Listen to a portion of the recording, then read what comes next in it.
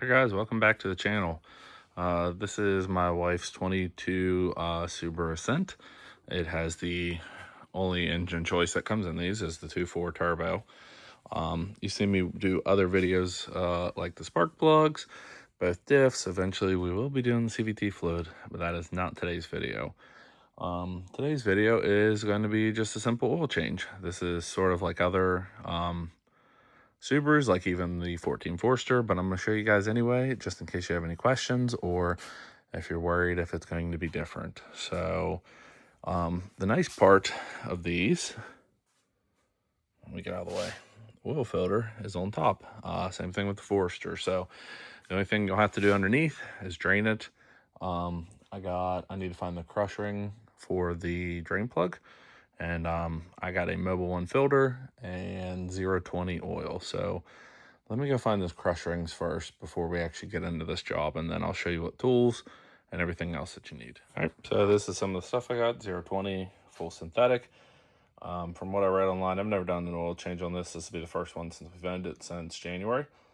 They said it's 4.8 quarts. I will let you know about that. So almost a full one of those. I like Mobile One. You can use whatever you want, rather it's Subaru, whatever else. It's good enough. And then, I'm not saying you need to use these, but these were cheaper on Amazon for a 16 piece than if you go to the parts store and get Dorman or a single one from Subaru. They get disposed of as long as it doesn't leak. I don't really think you need it. You need simple tools and of course a oil catch pan. So let me grab that stuff and then we'll get underneath this thing.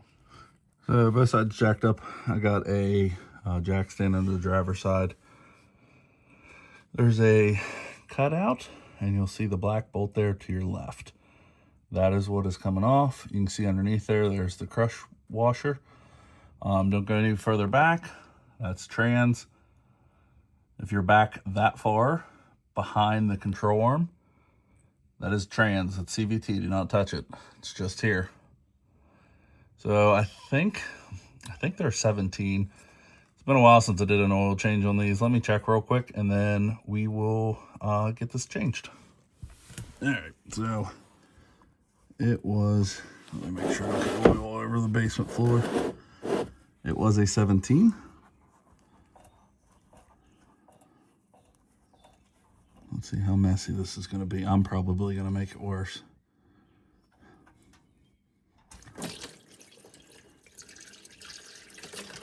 Well, it's definitely dirty. All right, I'm gonna let that drain and then we're gonna clean everything up. I'm gonna show you what to do with the crush washer. And we're gonna move the jacks and the jack stand and we're done under here. That's the nice part about Subaru and their oil changes now. Everything's done pretty much up top, minus this. So this car it was getting an oil change at 65,000. It's at like 64,900. I checked the oil. Most Subarus, especially turboed ones, at least use a little bit. This used less than, I would say, a quarter of a quart, which is not bad. Especially for a Subaru, they all seem to use, and turboed ones are even worse. So let me get this cleaned up, and we'll go to the top. There's the crush ring. You're just going to pull this one off, and then the other one's going to go right on. I'll show you which orientation here in a minute. I just can't do both. So the ridge part should go towards the oil pan. The flat part will go towards the head of the bolt. That way, once it crushes, it will seal against the pan. Almost finished with that. And then I'm going to tighten this bolt back down. I don't know the torque spec of it. Just don't go crazy on it.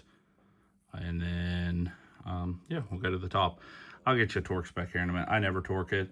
You do what you want. I have never torqued them. Probably not going to torque this one either. All right, torque spec for the drain plug was 30.8 foot-pounds, or I think it was like 41 Newton meters.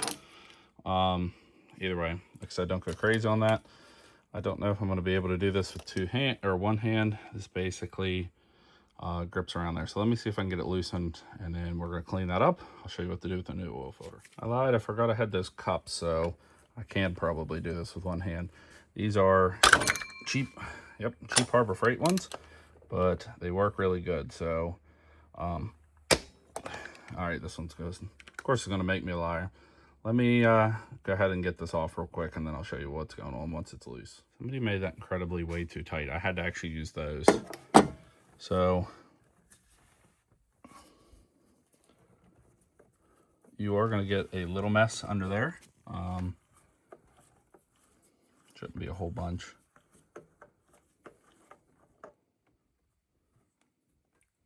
There you go. At least I did use a Subaru filter. So there's the upside down part number for this filter if you were doing OEM. I'm doing that. So go ahead and clean up in there with a paper towel. And we're going to pull the other one out, make sure that there is no, sometimes they will put a plastic ring around the bottom of it. Make sure there's no plastic on it. Use a little bit of oil to seal up the O-ring, and then it's going to go back on hand tight. Not whatever, I know the dealership did it, not whatever those idiots did. All right, so bonus part of this video, the oil filter that I showed you isn't right or wrong. That is supposed to be factory equivalent. I noticed that it was a little tiny bit smaller, so I decided to read about it. They say that Mobil 1 has a extended filter, which the part number I think is M1 110A instead of the 108 that I got. They said Wix is really good, or stick to a factory Subaru one. The M1 108A, which is the one that I was going to put on there, fits this car, which this car needs an oil change in like 1,500 miles anyway, so it's not that big of a deal. But I wanted to include that into the video. I'm surprised the parts store actually had the factory Subaru one. So anyway, unrelated to the oil change, in case anybody's wondering, I have been in my house for 7 months. I think tomorrow, 7 months. I put a valve body in this Subaru at $125,000 when I was living in my other house, and so far I can't even complain about it. It shifts smoother, everything's better. It is I think it was eBay or Amazon, and either way, it's holding up great. I think I do want to do one more fluid change to it, and then I'll wait like 30 or 40,000. I don't know how clean the valve body was. They claim it was clean, but I just did partial fluid changes, like I never actually ran it through until everything completely flushed out. So the car had like 125,200 miles on it, and it's got 132,000 on it, and all-wheel drive's working.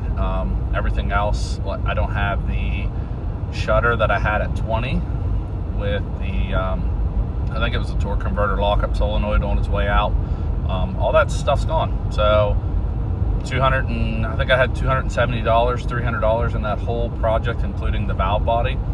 So I mean, are the cheapy ones really that bad? Anyway, as soon as I get home, I'm gonna show you the OEM part, and then we're gonna get oil in that thing, and we'll be done with this video. All right, blown away that the parts store actually had this one. I'll use the other one on the Forester, so it's not a big deal, but there's the plastic that I was talking about. This has to come off. I'm gonna put just a little bit of used motor oil on there, and I still need to clean up in there. And then we're gonna pour that in. Trying to see the wetness around there. Oil filter bowl is all cleaned out. We're just gonna spin it on. I did verify, by the way, this is exactly the same as the one that came off this. So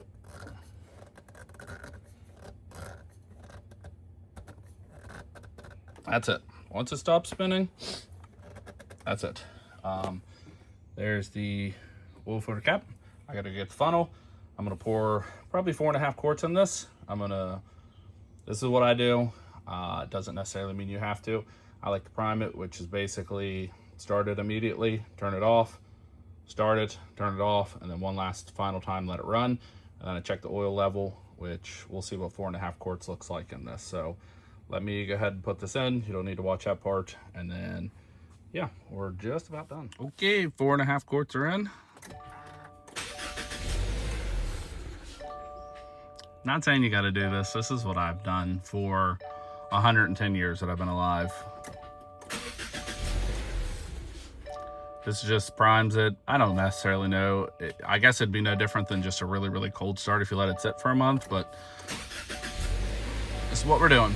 While this is warming up, I did read about the oil type on this. It says it should be GF-5, which I don't even know what that is. Apparently that's obsolete. So the stuff that I was using is GF7, which is some new, I don't know what that means. Anyway, that is completely okay to use since GF5 is not available anymore. This car is 4 years old. They keep changing the standards of oil. So this is what we get. I'm gonna give this a couple, probably like a minute to warm up, and then we're gonna check the oil and hold it against the wall. You can tell it definitely needs a little bit more. I'm gonna finish filling this up though. The dipstick is right there in front of the alternator. We're gonna finish this video up, make sure that it is at the top part for the safe mark. That's it. If you guys have watched up to this point, like, share, subscribe as always.